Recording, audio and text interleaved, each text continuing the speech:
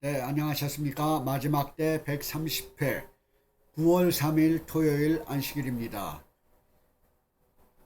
아직도 우리는 전 세계를 통해서 볼 때 여러 가지로 우리들에게 자유스럽지 못한 요즘에 우리 뉴스를 보게 됩니다. 특별히 전쟁을 통해서 온 세계가 그렇게 영향을 받을 줄은 이번 러시아와 우크라이나 전쟁을 통해서 우리는 더욱 실감하게 됩니다. 그러안에도 질병으로 인하여 전염병으로 인하여 온 세계가 고난을 받고 있는 데다가 전쟁까지 겹쳐가지고 더욱더 우리 사회를 요란스럽게 합니다. 또한 더군다나 기후변화로 인하여 이 세계에 물로 인하여 가뭄과 또한 홍수와 또한 불로 인하여 또한 그 어려움을 겪고 있고 또한 수백 년, 수천 년 만에 한 번 돌아올 수 밖에 없는 질병들과 또한 천재지변들을 우리가 눈앞에서 보게 됩니다. 그렇지만도 우리 한인들에게 조금 더 요즘에 제가 희망을 갖고 자랑스러워하는 것은 우리 이 세계가 모두 다 고충 중에 있지만도 그래도 우리 한인들이 열심으로 근면하여서 한미 동맹을 강화시키고 우리가 큰 나라와 함께 힘을 간구할 때 우리의 적은 나라가 위상을 높이 드는 것에 대하여 아주 자랑스럽고 프라우드하게 생각이 됩니다.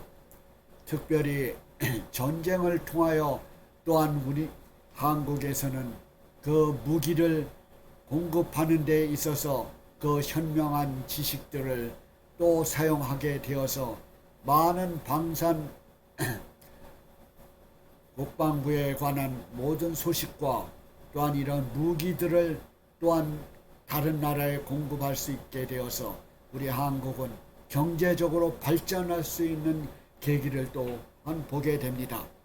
또한 여러 나라에서 우리 한국을 동양 바라보면서 좋은 감정을 가질 때 더욱더 자랑스럽게 힘을 갖습니다.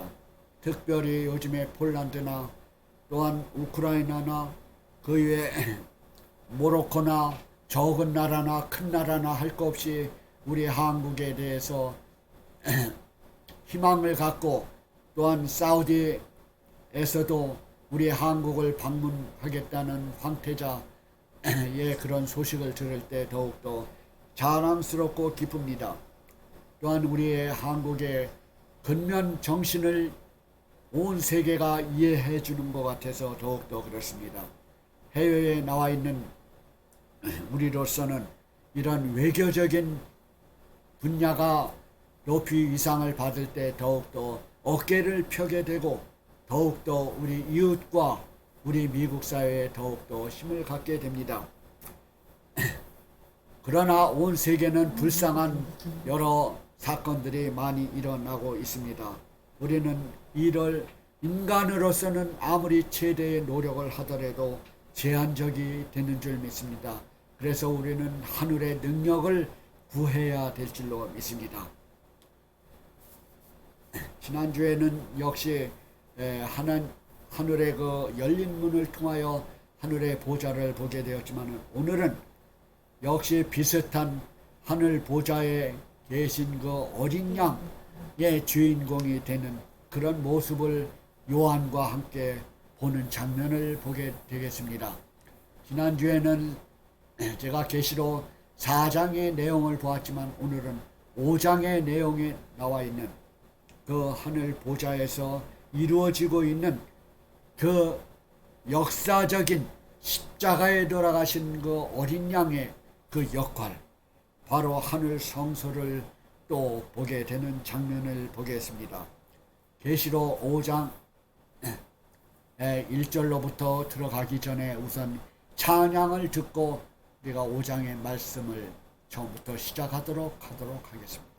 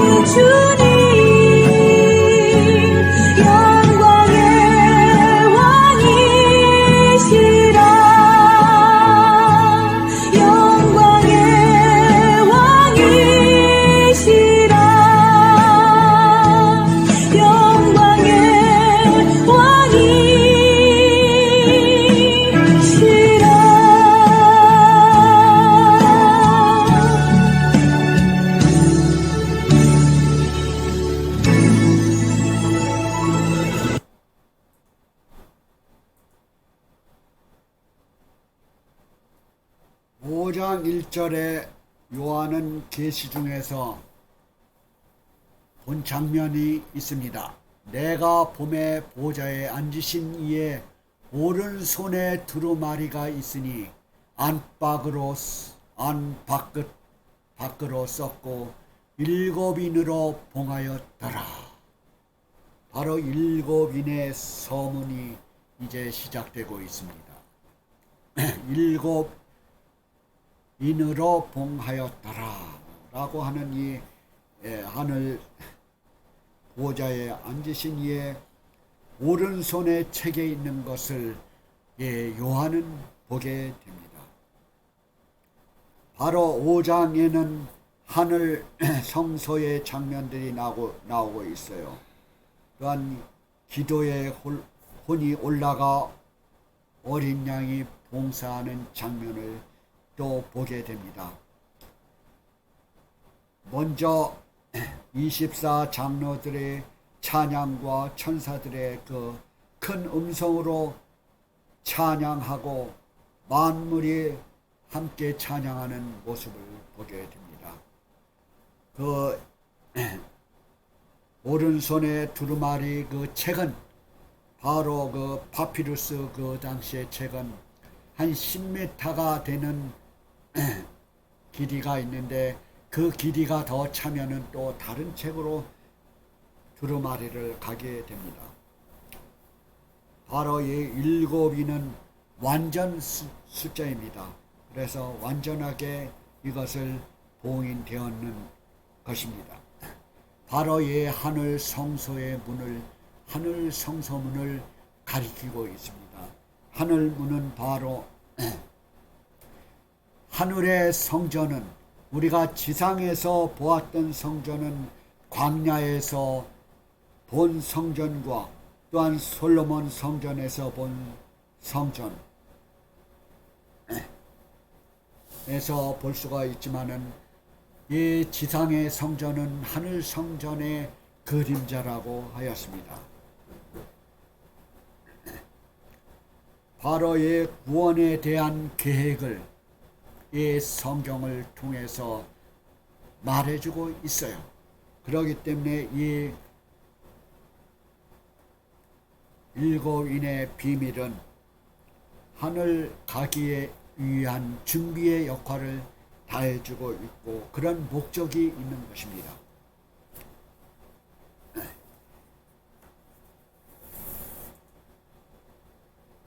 또 봄에 천사가 큰 음성으로 와서 외치기를, 누가 그 두루마기를 펴며 그 인을 떼기에 합당하냐. 하늘 위에나 땅 위에나 그 아래나 두루마기를 펴거나 보거나 할 자가 없더라. 그 두루마기를 펴거나 보거나 하기에 합당한 자가 보이지 아니하기로 내가 크게 울었더니, 바로 요한은 그 7인의 봉인을, 그 예언을 펴서 그거를 이해하기를 심히 고대하고 바랬던 마음인데, 과연 그 두루마기 책을 누가 봉인을 띌 것인가 라고 하는 것에 굉장한 의문심과 기대를 걸고 있었던 터에 그에게는 보이지 않는 그 장면을 보게 될 때 그가 더 울었다고 했습니다. 그래서 그 순간에 그 다음에 보면은 그 장면들이 또 요한에게 나타나는데요. 한 장로 중에 한 사람이 내게 말하되 울지 마라. 유다 지파의 사자 다윗의 뿌리가 이겼으니 그 두루마리와 7인을 떼시리라 하더라. 이 말에 요한은 얼마나 희망을 갖고 하나님께 찬양을 했는지 모르겠습니다. 바로 이 누가 합당하게 이 봉인을 뗄 사람이, 합당한 자가 누구인가 걱정하고 울고 있을 때 그 한 장로 중에 24 장로 중에 아마 한 장로가 말하되 울지 마라. 바로 하늘 지상에서 승리한 그 하늘 백성의 그 장로를 대표하고 있는 사람 중에 하나이겠죠. 그가 그 말하되 유다의 지파 사자 다윗의 뿌리, 바로 누구입니까? 유다 지파의 사자 바로 다윗의 뿌리 예수 그리스도를 얘기하고 있습니다. 바로 예수 그리스도의 나타나심을 어린 양이 등장하고 있음을 말해주고 있죠. 요한의 이 책에는 바로 이 궁금증을 풀어주는 이 순간입니다. 그 책의 내용이 도대체 무엇이길래 이렇게 기대와 희망을 갖게 됐는지 모르겠습니다.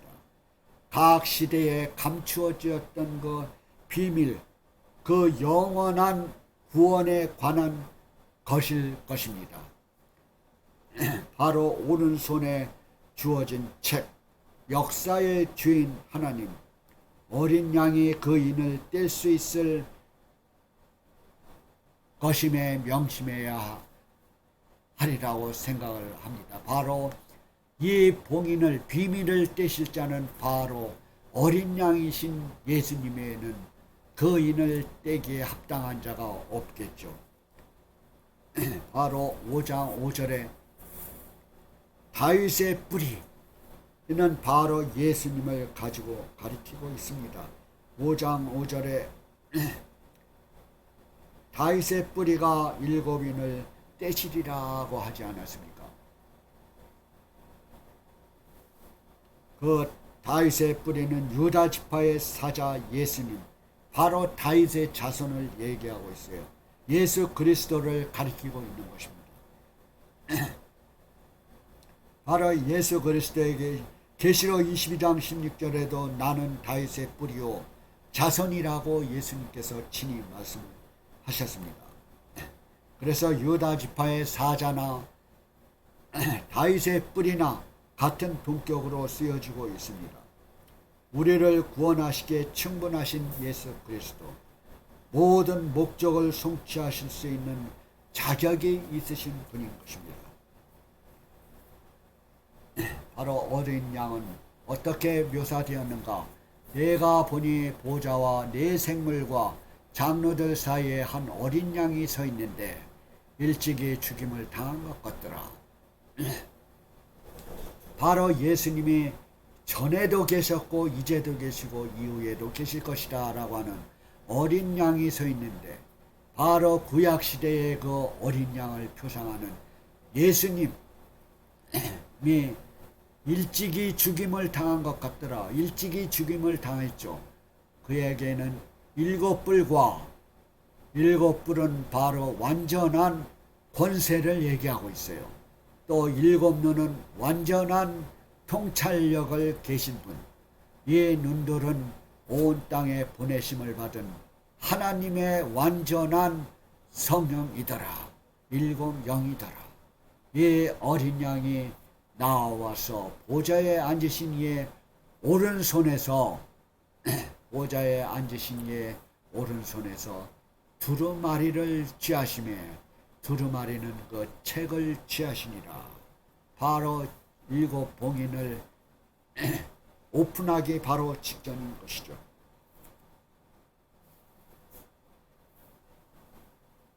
신학시대에 예수님께서 표현된 이 어린 양은 여러 군데를 통해서 우리는 어린 양을 확인할 수가 있습니다. 십자가상으로 돌아가신 것은 패배가 아니고 승리인 것입니다. 그가 사단의 유혹에서 3가지 시험에서 승리를 하시고, 그 다음에 십자가상에서 죽음을 통해서 인류를 사랑한다 하신다는 그 산 증인이 되시고, 그가 바로 십자가의 패배가 아니고 십자가의 승리를 얻으신 것은 전 인류를 구원하시기에 합당한 신분이신 것입니다. 그 다음에 네 생물과 24장로들은 어떤 노래를 불렀는가? 8절로 10절에 보면은 책을 취하심에 내 생물과 24장로들이 어린 양 앞에 엎드려 각각 검은 고와 향이 가득한 금대접을 가졌으니 이 향은 성도의 기도드리라. 성도의 기도드리라. 바로 이 하늘의 아름다운 장면을 또 묘사하고 있어요. 4장에 나오는 것에 이어서 5장에도 역시 예수님의 과거에도 죽임을 당하셨던 그 어린 양을 표상하고 또한 지금 현재 7인을 떼기에 합당한 그 예수님을 묘사하고 있는 것입니다. 바로 이 장로들과 생물들과 이 생물들은 이 하나님의 품성의 속성을 얘기하고 있고 대표하고 있어요. 24장로들은 이 세상에서 승리한 그 하늘 백성들을 대표하고 있습니다.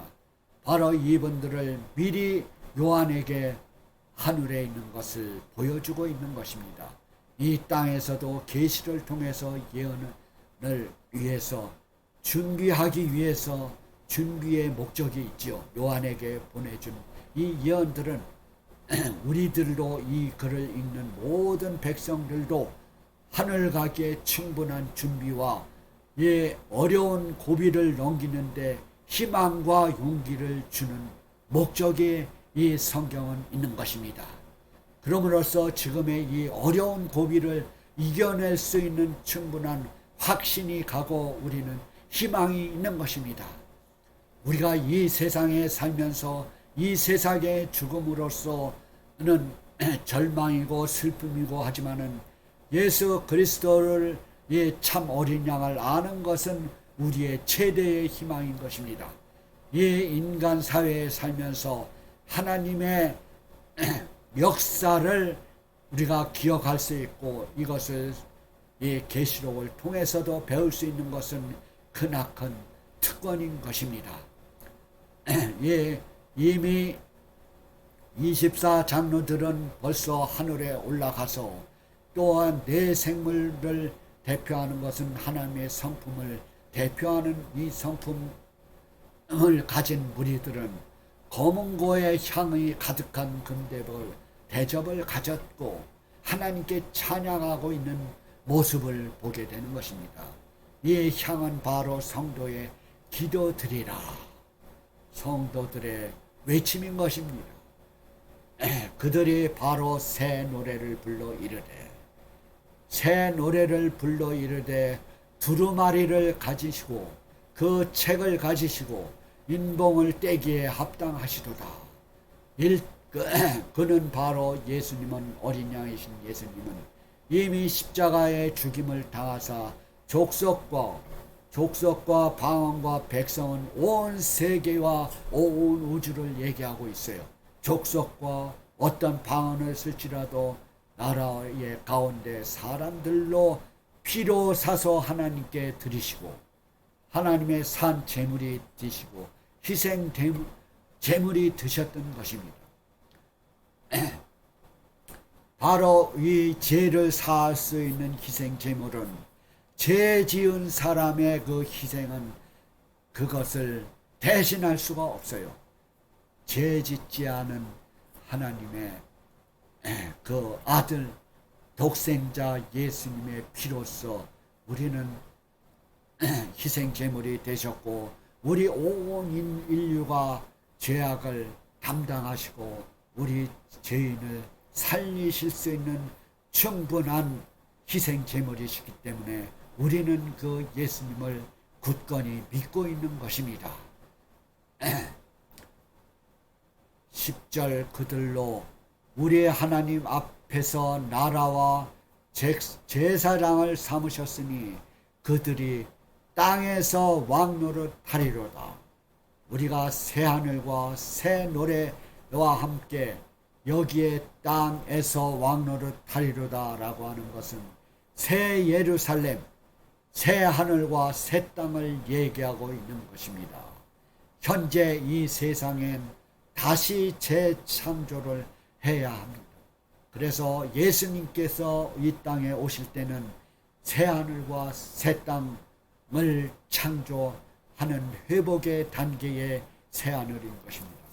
그래서 새 노래라는 것은 구원받은 자들만이 부를 수 있는 경험의 노래인 것입니다. 새 노래는 경험의 노래. 바로 이 노래는 천사들도 이 노래를 부를 수가 없어요. 왜? 이 땅에서 구원의 경험이 없기 때문에. 바로 우리는 이 세상에서 이 핍박과 고통에서 승리했기 때문에 하늘의 그 새 노래를 우리는 부르는 장면인 것입니다. 바로 이 새 노래는 구원받은 백성들이 부를 수 있는 새 노래를 얘기하고 있는 것입니다. 5장 11절에 요한은 또 무엇을 보았고 들었을까요? 내가 또 봄에 보좌와 생물들과 장로들을 둘러싼 많은 천사의 음성이 있으니, 이 요한은 7인을 떼기 전에 이런 하늘 장면들을 다 세심하게 역사에 있었던 생생하게 이것을 보게 됩니다. 그 땅에 있었던 그 장로들, 또한 하느님의 품성을 대표하는 생물들의 그 모습, 하늘에서 이 땅을 대표한 사람들의 모습을, 또한 천사들이 그 수가 만만이고 천천이다 라고 하는 것은 이루 헤아릴 수 없는 그 장면들을 상상하고 있어요. 그 어린 양은 능력과 부와 지혜와 힘과 존귀와 영광과 찬송을 받으시기에 합당하도다. 바로 7가지의 7가지의 축복을 얘기하고 있어요. 벌써 지혜, 능력, 한 어린 양은 능력과 부와 지혜와 힘과 용기와 영광과 찬송을 받으시기에 합당하도다. 이것은 하늘 위에나 땅이나 땅 아래나 바다 위나 그 가운데 모든 피조물들이 이르러 보좌에 앉으신 이에게, 어린 양에게, 보좌에 앉으신 그 어린 양에게 찬송과 존귀와 영광과 능력을 세세토록 영원토록 돌릴지어다 하니, 이 생물이 이르러 아멘하고 또 장로들은 엎드려 경배하더라. 하나님의 속성을 대표하고 있는 그 특권과 또한 지상에서 승리한 장로들이 경배하고 있는 모습을 또 보게 됩니다. 바로 25장은 하늘 보좌를 앉으신 하나님과 어린 양과 함께 합창하는 이 대장면들은 요한을 다시 보게 되면서 이 다음에 때일 그 역사를 고대하면서 이런 장면에서 요한은 7인을 떼는 장면을 보게 됩니다. 그래서 지난 주에 이어서 오늘은 4장과 5장을 이어서 하늘 보좌를 통해서 하늘 성소를 보게 되고, 예수님이 하늘 봉사에서 그 금초대 사이에서 오고 가고 하는 그 장면들을 보게 되고, 그 어린 양으로서의 봉사하는 그 장면, 하늘 성소를 보게 되는 이 장면은 이루 감격에 차 있을 수밖에 없습니다. 이와 같이 요한을 통해서 하늘 보좌를 보게 된 것을 통해서 볼 때 우리도 하늘 보좌를 연상하고 있고 상상할 수 있고, 하나님의 그 은혜가 우리들에게 있는 것을 충분히 느끼게 됩니다. 우리는 이런 장면들을 보게 될 때 이 지상에서 겪고 있는 조그만한 이 핍박과 이 어려움을 능히 이겨낼 수 있으리라고 생각이 됩니다. 그래서 지금까지 본 우리 하늘 장면들을 생각을 해볼 때 우리는 이 다음 주일에 또한 일곱째 인을 실제적으로 첫째 인과 일곱째 인을 연구함으로써 더욱더 이 세상을 나가는데 하나님을 찾는데 부족함이 없는 매일의 생활이 되기를 바랍니다. 다가오는 일주일 동안도 하나님의 사랑과 성령의 교통하심과 예수님의 은혜가 여러분과 여러분 가정에 함께 임하시게 되기를 기도드립니다. 청취하여 주셔서 감사드립니다.